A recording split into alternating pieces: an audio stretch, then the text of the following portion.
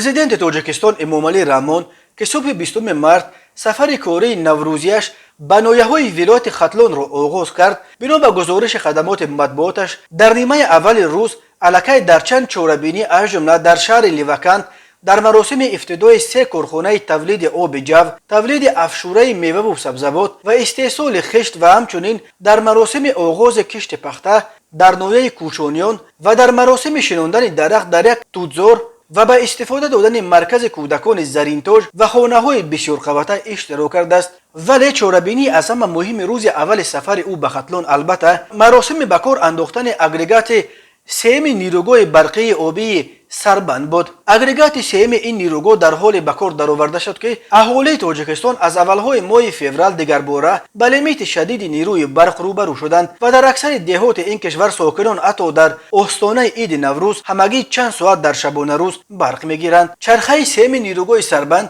49 мегаватт тавоноӣ дорад. Ин нирӯгоҳ дар умум 240 мегаватт иқтидори лоявӣ дошта, яке аз 6 нирӯгоҳи амалкунанда дар маҷрои дарёи Вахш аст.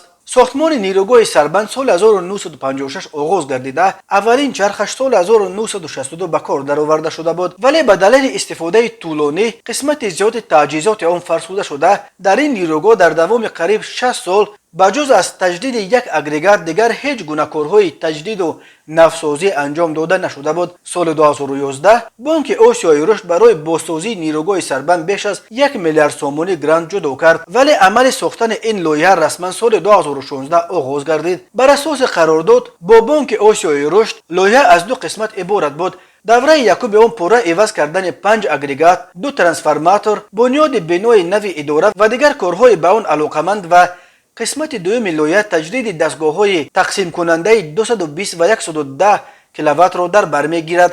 айни замон дар қисмати якуми лоиҳа барқарорсозии таҷҳизоти истеҳсоли нирӯи барқ ҷараён дошта, ҳамчунин таҷдиду навсозии гидроагрегати рақами 1 идома дорад. ҳаҷми кори иҷрошуда дар агрегати мазкур зиёда аз 6%-ро ташкил медиҳад. қисмати аввали лоиҳаро ба ширкати хитоии Чайна Ҳидор ва қисмати дуюмашро ба консорсиуми Генсер ҷ Туркия супориданд ва ширкати туркӣ аллакай бозсозии зеристгоҳҳои барқии 220 ва 110 киловаттро пора ба анҷом расонидааст. хадамоти матбуоти президент гуфт агрегатҳо, трансформаторҳо ва дигар таҷҳизоти барқӣ аз Олмон, Италия, Индустон, Чин ва Қазоқистон ворид карда шуданд. бино ба ин манбаъ дар натиҷаи фарсудашавии таҷҳизоташ иқтидори тавлидотии нирӯгоҳи Сарбанд то 165 мегаватт коҳиш ёфта буд, вале баъди бозсозӣ тавоноии он то ба 270 мегаватт боло бардошта мешавад.